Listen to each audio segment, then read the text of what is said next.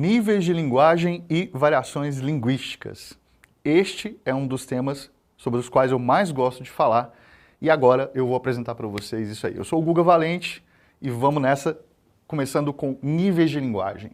Quando a gente fala de níveis de linguagem, nós estamos falando sobre o fato de a língua se manifestar num nível padrão e não padrão. Aí a gente vai entender que o padrão ele pode ser dividido em formal e informal. Quando é que a gente escreve um texto dentro dessa variedade formal, desse nível formal? Quando, por exemplo, a gente vai redigir um documento. Imagina que você vai fazer, por exemplo, um contrato de compra e venda. Esse texto tem que ser redigido nessa variedade padrão formal, porque trata-se de um documento. Então, em qualquer lugar que esse documento estiver do Brasil, ele vai utilizar-se do mesmo tipo de discurso, da mesma organização linguística, até o tipo de palavra, o tipo de vocabulário que vai ser empregado. Quando se tem, por exemplo, uma lei, você pega uma lei, não importa se essa lei é do Nordeste, é do Sul do país, é do Norte, é do Centro-Oeste. O discurso da lei, aquilo que está escrito na lei, está dentro desse registro padrão formal. Tudo bem? Agora, imagine aquela situação ali de telejornal, tá? Imagine ali um telejornal da hora do almoço, na hora que você está almoçando, está assistindo ali os âncoras conversando, e aí de repente eles vão falar sobre, vão apresentar uma matéria que não seja uma matéria de violência e de morte como tem dominado os nossos telejornais cotidianamente, mas vamos pensar naquele momento que ele vai falar de uma pessoa que faz uma coisa divertida, de uma viagem. Vamos pegar aqui, por exemplo, aquele quadro de viagem que tem dentro de um telejornal. A pessoa, naquele momento, né, o repórter está ali apresentando aquele lugar bonito, blá, blá, blá, acabou a reportagem. Quando volta para os âncoras, eles estão com aquela cara boa, né, de quem vai viajar. Fala, ah, nossa, imagina ir para esse lugar maravilhoso. Naquele momento que eles estão ali conversando de modo mais descontraído, você vai observar que eles ainda estão dentro do padrão da língua portuguesa. Eles não estão utilizando palavras que fogem à norma. Eles não estão utilizando palavras ali que quebram, tá certo, a língua no seu ponto de vista gramatical ou sintático. Mas eles estão num registro um pouco mais informal, mais soltos. Não existe ali uma necessidade de eles ficarem dentro da rigidez do padrão formal. Porque não se trata de um documento, não se trata de algo que precisa ser reproduzido, né? Eu tenho certeza de onde você estiver, de qualquer lugar do Brasil de onde você estiver, o telejornal do almoço apresenta as matérias de modo padrão formal. Mas nesse quadro que tem essa descontração, que rola essa descontração, você vai perceber essa informalidade, inclusive com a presença de expressões regionais, de gírias, né? Porque como a gente sabe, o Brasil tem essas mudanças linguísticas sobre as quais a gente vai falar. Já quando a gente está falando do não padrão, nós estamos dentro desse registro aqui, ó, coloquial. O coloquial já é como a gente conversa com os nossos amigos, como a gente conversa com os nossos familiares. Aqui já não tem padrão mais. Nós não obedecemos às regras gramaticais tradicionais e não tem nenhum problema com isso, tá? Muita gente às vezes cria preconceito linguístico. Ah, nossa, fulano fala de tal jeito, fala osmano, por que não fala os manos, né? Ah, não emprega o plural. Isso não tem problema, isso não interfere em nada quando a gente está dentro do registro coloquial, porque aqui a gente está usando uma outra gramática. O que é gramática? É um conjunto de regras. O conjunto de regras que a gente está utilizando neste momento é aquele que a gente mais se sente à vontade quando a gente conversa com as pessoas próximas a nós. Por exemplo, aqui eu estou adotando um padrão informal, ok? Por conta desse espírito que a gente precisa aqui ter, né? Eu imagino que a gente está trocando uma ideia aqui. Então eu vou utilizar esse padrão informal. Mas eu estou fazendo todos os plurais, estou marcando todos os plurais. Por quê? Porque eu não estou num registro coloquial. Eu não estou sentado numa mesa de boteco com vocês. Estamos aqui numa aula. Então existe uma certa formalidade que está aqui no meio, entre o formal e o informal. Já as variações linguísticas, elas estão dentro dessa perspectiva também dos níveis de linguagem. Nós vamos entender que essas variações linguísticas acontecem dentro do contexto dos níveis de linguagem. Tudo bem? Então o que são as variações linguísticas? Né? Vamos pegar esse conceito aqui. A língua apresenta variações, tá certo? De acordo com 4 circunstâncias. Isso é o que a maioria dos autores admite, tudo bem? Você vai encontrar um ou outro autor aí que de repente apresenta mais variações linguísticas.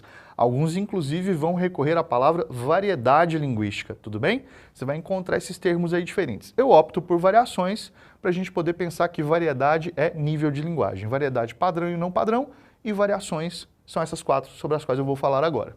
E aí quais são as circunstâncias? A história, a geografia, o contexto e o nível social. Tudo bem? Pensando aí, por exemplo, em gírias que a gente usa no nosso cotidiano para designar alguma coisa que a gente acha boa, certo? Pensando historicamente, a gente chega aqui, por exemplo, a essa gíria bacana. Tudo bem? Quem é que fala bacana hoje, né? Quando a pessoa fala bacana, ela está entregando a idade dela. Está dizendo, ah, essa pessoa tem mais de 40, mais de 50 anos. Porque essa não é uma gíria dos jovens. As pessoas mais jovens não têm usado esse termo aqui mais. Tudo bem? Então, historicamente, essa palavra se registra num outro momento, tá? Ela era usada naquele contexto para designar uma coisa que era muito boa, uma coisa da qual se gostava muito. Agora, uma outra variação que a gente tem é a variação geográfica. Cada lugar do país vai ter um jeito de falar que uma coisa é muito boa. Por exemplo, massa. Massa é uma gíria para designar que algo é muito bom, que acontece na Bahia, que acontece no Distrito Federal, acontece no meu estado, Goiás, eu sou goianiense, né? E a gente fala, quando uma coisa é muito boa, a gente fala que essa coisa é massa. Já o da hora, por exemplo, a gente vê ocorrer muito em São Paulo, apesar de que a televisão e as dublagens e as novelas, né, acabou disseminando. Eu mesmo uso esse termo da hora também, porque eu acho ele da hora. A gente vai ter o legal, beleza? Legal é aquilo que não é contra a lei, certo? E que aí por uma apropriação a gente fez algo que não é contra a lei, algo que é bom, é uma coisa boa. Então isso vai ser espalhado no Brasil inteiro. É uma gíria muito antiga, inclusive, que se manteve, né? Diferentemente de outras gírias que às vezes duram um tempinho ali e passam. E nós temos o irado aqui, que a gente vê, por exemplo, o carioca, né? Os queridos cariocas aí utilizando esse irado. Depois a gente tem uma variação contextual. O que é a variação contextual? Imagine você contando a mesma história, tá? Você saiu e foi comprar uma coisa e chegou lá, a pessoa te tratou muito mal e aí você acabou se excedendo e teve uma briga, tá? Vamos imaginar que você vai contar essa mesma história para o seu avô, para a sua mãe e para o seu sobrinho que tem 11 anos. Imagine essas 3 pessoas, tá certo? Para quem você vai contar a mesma história. Muito provavelmente você vai empregar palavras diferentes para cada uma dessas pessoas. Isso porque o contexto faz com que a gente se utilize de recursos linguísticos diferentes para poder atender a nossa necessidade de passar aquilo que a gente quer passar. Numa situação mais simples, vamos imaginar, por exemplo, um e-mail de trabalho, tá? Uma pessoa manda um e-mail de trabalho falando assim, olha, vai ter uma reunião às 19 horas e tal, a gente vai se encontrar assim, assim, assado, a reunião tá lá, e aí tá mandando para todos os funcionários da empresa, e aí então o nível de linguagem que vai ser empregado ali provavelmente vai ser o padrão formal, né? Porque trata-se de um documento. Mas aí, a pessoa que mandou o e-mail, ela também é amiga de uma daquelas pessoas que é funcionária. E ela pode ter mandado um outro e-mail para dizer assim, e aí, bora tomar um chopp depois da reunião? Bora emendar? Vamos dar uma saidinha? E aí você vai ver que a mesma pessoa mandando a mensagem para as mesmas pessoas, só que vai ter uma diferença ali de nível de linguagem por conta do contexto. Se é para mandar uma mensagem de uma reunião, o contexto é um. Se é para chamar para tomar um chopp, o contexto é outro, tá? Então aqui a gente tem a variação contextual. A gente vai ver que algumas pessoas vão utilizar expressões para poder designar, né, o que é muito bom dependendo de cada contexto. Então, para o meu pai, eu não diria, por exemplo, que uma coisa é sinistra, como dizem os nossos amigos cariocas. Para o meu pai eu vou dizer, ah, isso aí é muito bom, tá? Mas para um amigo carioca meu, eu posso brincar com ele e dizer que algo é sinistro. Ou posso usar a mesma gíria que eu uso, dizer que é massa. Entende que o contexto é diferente? E por último, nós temos a variação social. O que você vai perceber? Que as pessoas que moram no centro ou nos bairros mais privilegiados de uma cidade grande utilizam um nível de linguagem e utilizam expressões que são diferentes das pessoas, por exemplo, que moram nas periferias, nas comunidades mais afastadas, nas comunidades mais pobres. Você vai ver que tem uma diferença. Significa que um é melhor que o outro? Não, absolutamente. Não existe língua melhor. Tudo bem? Vamos colocar isso, vamos entender que fora disso é preconceito linguístico? Então não existe uma linguagem melhor, existe uma linguagem diferente. Tudo bem? Então eu peguei aqui alguns exemplos, tá? Muito louco, massa demais da conta, né? Que é como lá em Goiânia a gente fala, massa demais da conta. Talvez a gente vai ouvir isso mais na periferia do que no centro da cidade, tá? Talvez uma pessoa vá usar essa gíria de maneira diferente num bairro que é mais privilegiado.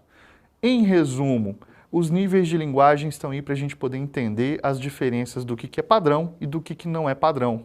E também as variações para poder entender que elas podem ocorrer de acordo com o momento histórico, podem acontecer de acordo com o valor geográfico, com o registro geográfico dali, também vão se modificar de acordo com o contexto e também essa variação social vai mostrar para nós que as diferenças sociais também produzem diferenças linguísticas.